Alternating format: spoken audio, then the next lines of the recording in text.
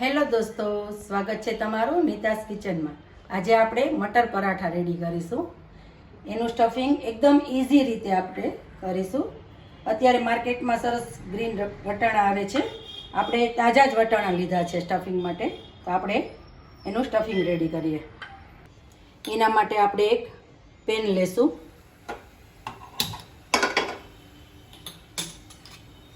પેનમાં થોડું તેલ ઉમેરશું।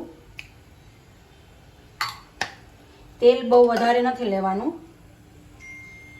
કારણ કે પછી જ્યારે સ્ટફિંગ આપણે પરાઠામાં કરશું ત્યારે તેલ બહાર આવી જતું હોય છે।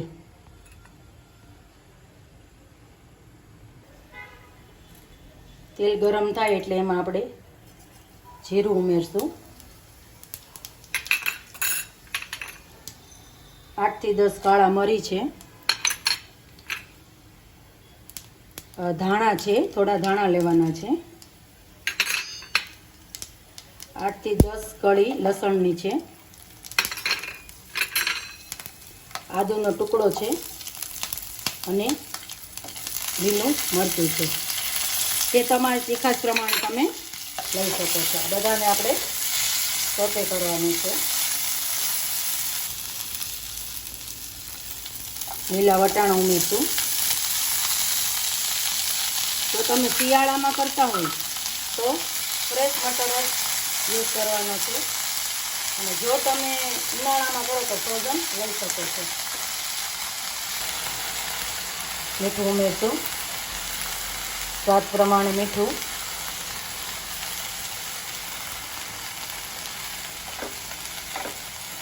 હવે વટાણાનું કચાશ નીકળી જાય ત્યાં સુધી આપણે એને સોતે કરશું।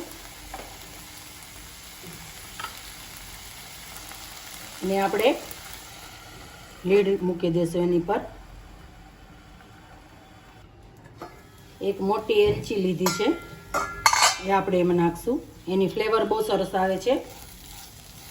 વચ્ચે વચ્ચે આપણે હલાવી લેશું। પછી થોડી વાર છે ત્યાં સુધીમાં આપણે લોટ પ્રિપેર કરી લઈએ। આને ચડવા દઈએ। એક બાઉલ લઈએ, એમાં આપણે ઘઉંનો લોટ લીધો છે,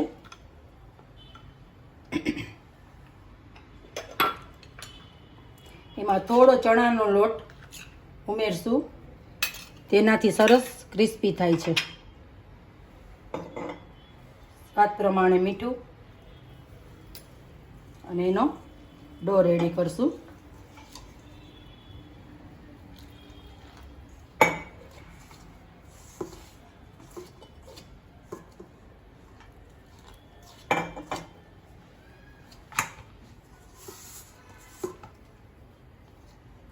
આવો ડો રેડી કરવાનો છે। થોડું હાથમાં તેલ લઈ અને લોટને કૂણી લઈશું। પછી 10 મિનિટ માટે આપણે એને રેસ્ટ માટે રાખી દઈશું।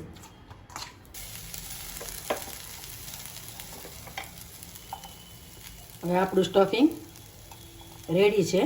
જો આ પ્રમાણે વટાણું પ્રેસ કરી અને જોઈ લેવાનું। તો આપણું સ્ટફિંગ ઠરે ત્યાં સુધી આપણે તેના સાથેનું રાયતું પ્રિપેર કરી લઈએ। ગેસને બંધ કરી અને એને ઠરવા દઈએ।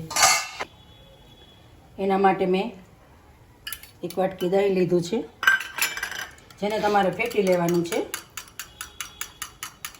જો જાડું લાગે તો થોડું પાણી ઉમેરી શકો છો।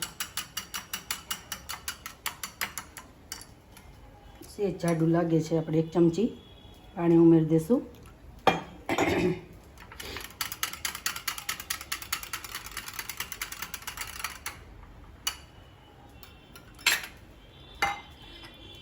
હવે એમાં આપણે ડુંગળી ઉમેરશું, જેને મેં પહેલાંથી ચોપ કરીને રાખી છે। કાકડી ઉમેરશું, ટમેટું ઉમેરી દઈશું, લાલ મરચું છે, ટેસ્ટ પ્રમાણે સંચળ પાવડર છે, અને સેજ મીઠું ઉમેરી દઈશું।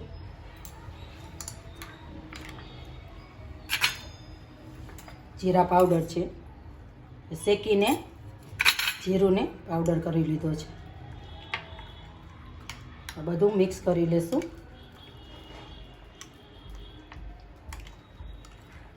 ભાજી આપણે એડ કરશું.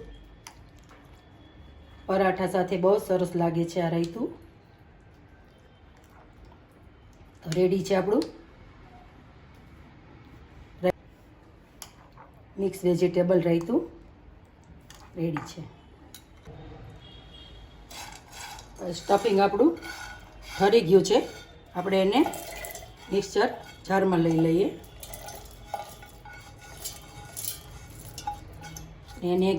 એને પીસી લેવાનું છે. એકદમ નથી પીસવાનું, થોડું કરકરું રાખવાનું છે.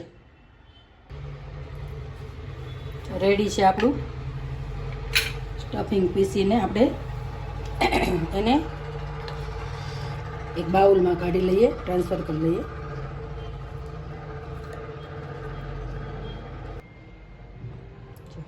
આ ટાઈપનું આપણું સ્ટફિંગ રેડી થશે. લોટ જોઈ લઈએ. લોટ એકદમ સરસ સેટ થઈ ગયો છે. હવે આપણે એમાંથી પરોઠું વણી લેશું. તેના માટે મેં લોખંડની લોઢી લીધી છે. બને ત્યાં સુધી લોખંડની લોઢી પર જ કરવું.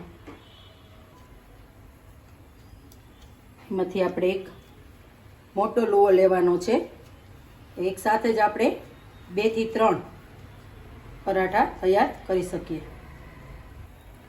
અટામણ માટે લોટ લેશું. ડસ્ટ કરી અને વણી લેશું.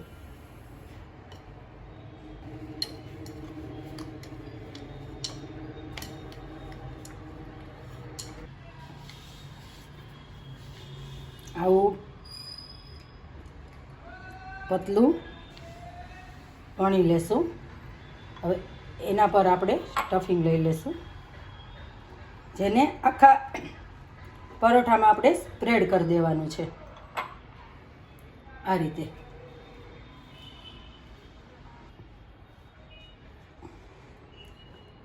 સ્પેચ્યુલાથી એને સરસ રીતે પ્રેસ કરી દેવાનું છે.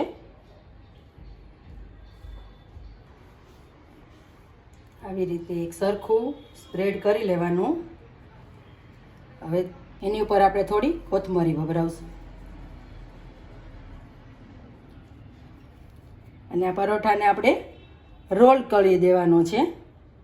એના માટે આપણે આ રીતે ધીમે ધીમે પ્રેસ કરતા જવાનું અને રોલ કરતા જવાનું છે.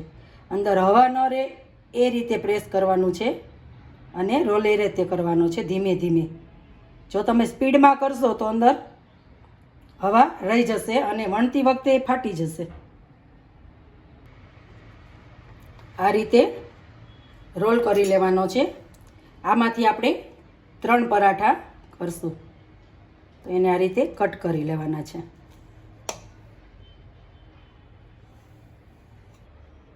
એને આપણે એક પ્લેટમાં લઈ લેશું અને એને આ રીતે ઊભું કરી અને પછી ધીમે ધીમે પ્રેસ કરતું જવાનું અને એનો એક સરસ મજાનો લુવો તૈયાર કરશું.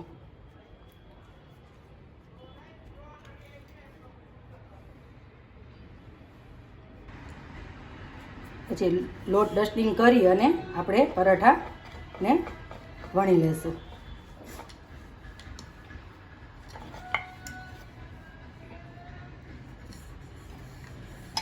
હવે એને શેકવા માટે લોઢી મૂકી અને આપણે પરાઠા શેકી લેશું. એ જ રીતે બીજા પણ પરાઠા રેડી કરી લેશું. ને ઘી લગાવીને શેકવા મૂકી દઈશું. ત્યાં સુધીમાં આપણે બીજું પરાઠું પણ રેડી કરી લેશું.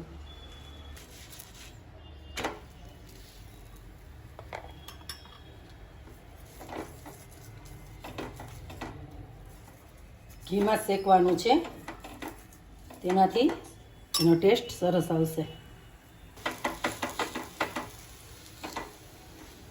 એ બધી બાજુથી સરસ શેકી લેવાનું છે. રેડી છે આપણું. એ જ રીતે આપણે બીજું પણ શેકી લેશું. તો રેડી છે આપણું મટર પરોઠું. આપણે એને હવે સર્વિંગ પ્લેટમાં લઈ લઈએ.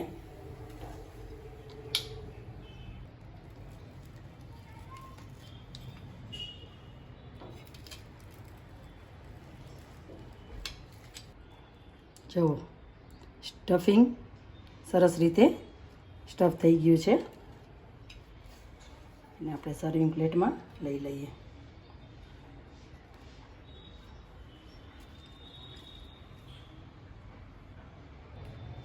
તો રેડી છે આપણું મટર પરાઠા. જો મારી ચેનલને લાઈક અને સબસ્ક્રાઈબ જરૂરથી કરશો. બાય.